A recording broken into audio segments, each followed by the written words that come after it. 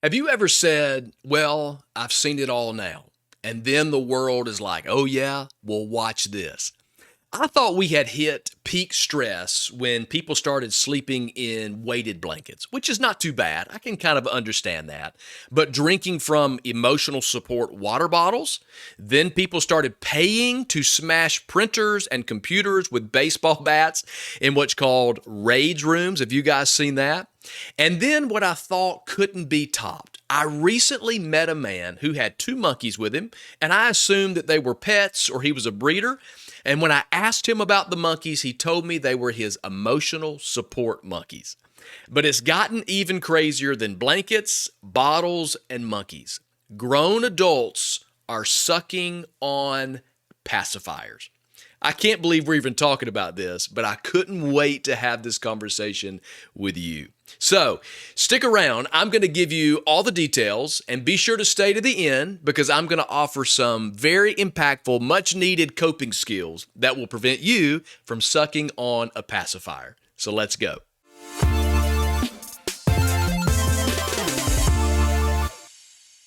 So this whole crazy trend started, of all places, in China. Stressed out 20-somethings bought oversized pacifiers for relaxation, better sleep, and apparently to even help them quit smoking. And of course, TikTok saw it, laughed at it, and then tried it, and now it's trending worldwide. We all know the internet has never met a weird idea that it didn't like. So take a look for yourself.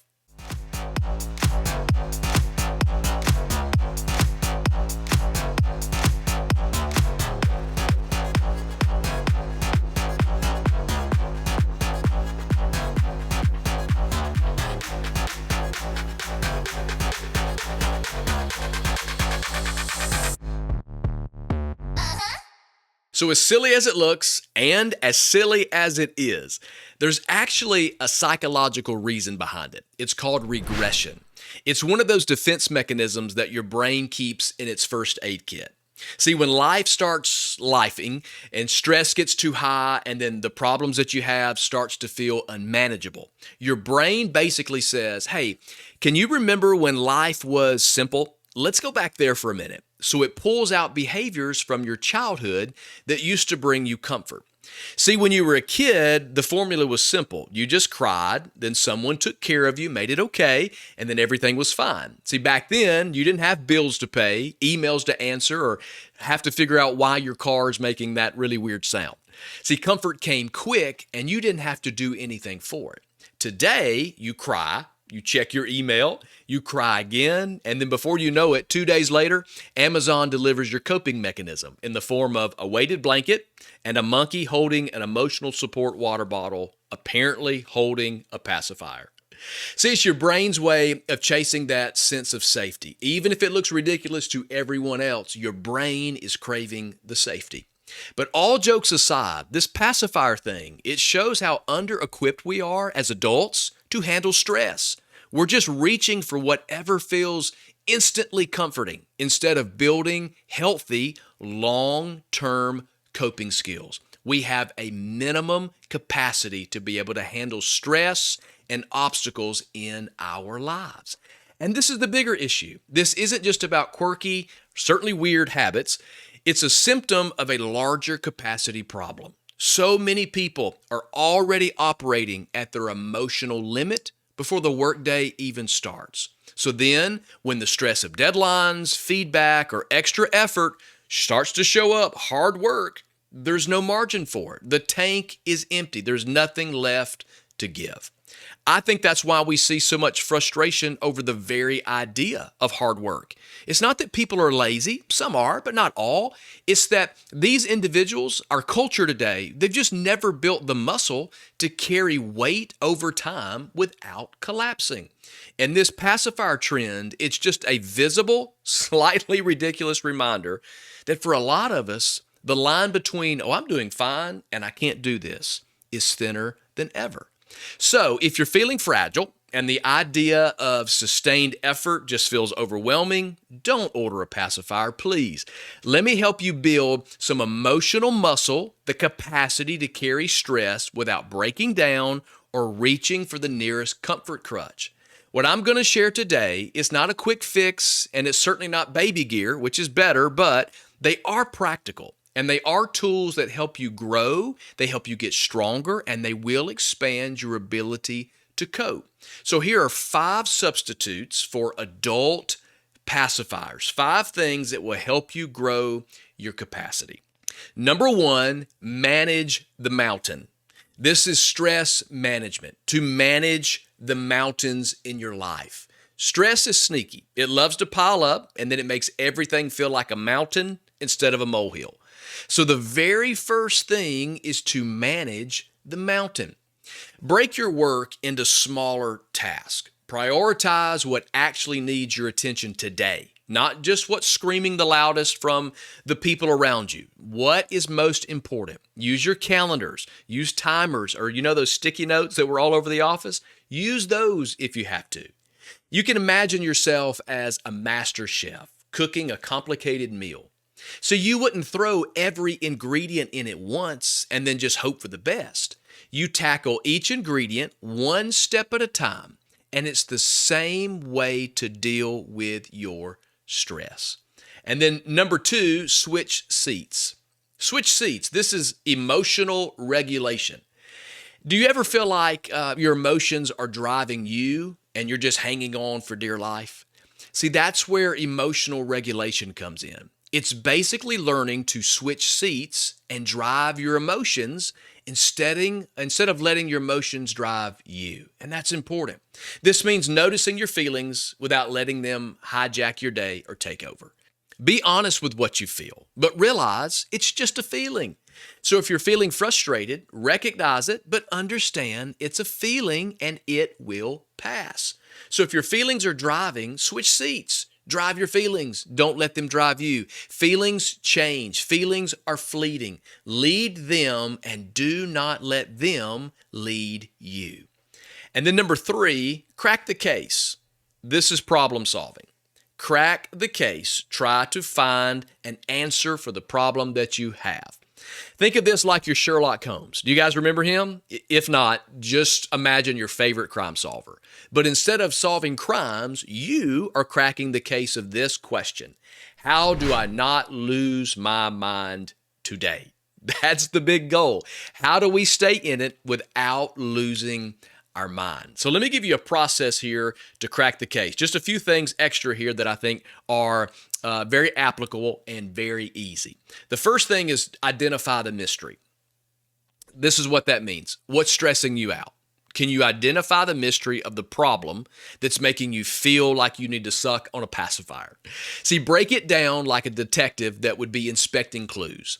Is it the deadline that's approaching? Is it the noisy coworker?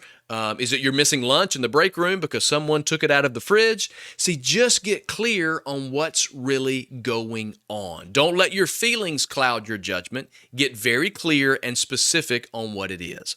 The second thing here is to brainstorm your strategy. This means come up with every possible solution, even if it seems weird.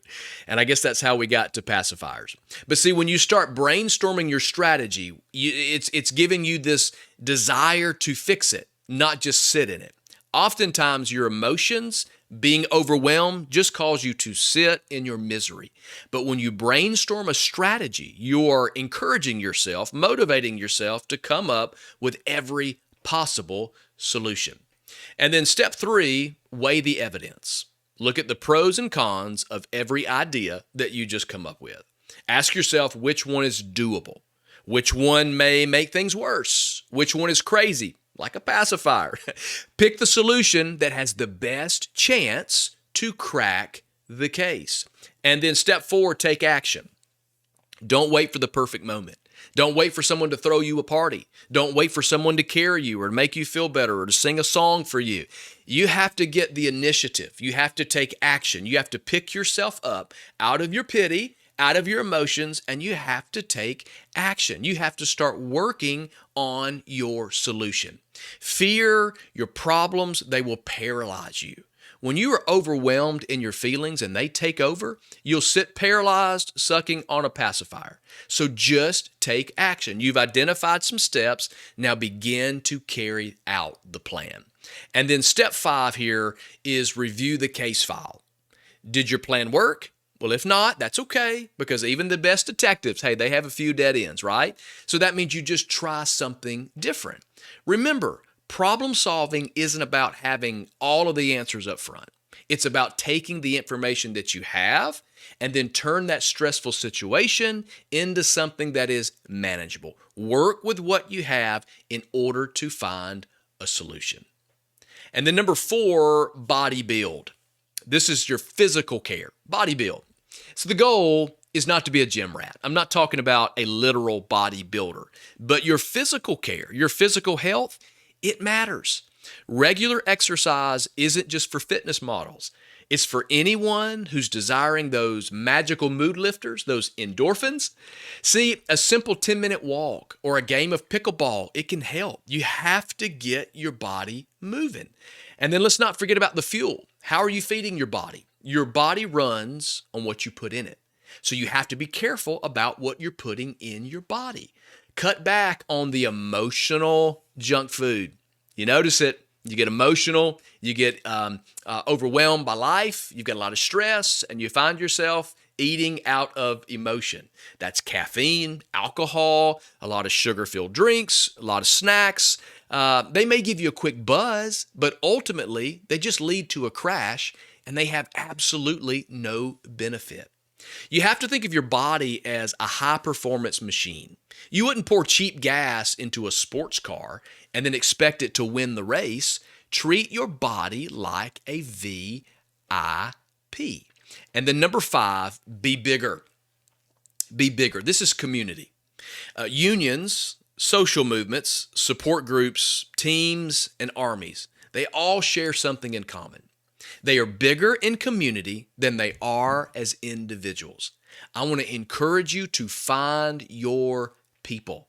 Surround yourself with positive and supportive people and people who will challenge you in order to see you grow. You need positive people and you need supportive people. But I find many of us are lacking the people who challenge you. You need someone in your life to come along beside you and say, "You look ridiculous. Take the pacifier out of your mouth." See, community isn't just about hugs and high fives. It's about honest conversations. It's about accountability. It's about having people who join in your life to make you bigger than yourself. No one is meant to do life alone. Even superheroes have sidekicks. Build your community and build yourself. So yeah, adult pacifiers, they are a real thing. But please, can we be adults? Save those for the babies. If you're stressed, don't be a child. You are an adult. Learn to cope like an adult. The coping skills that we talked about today actually work. And the best part is that you can practice these without wearing a diaper.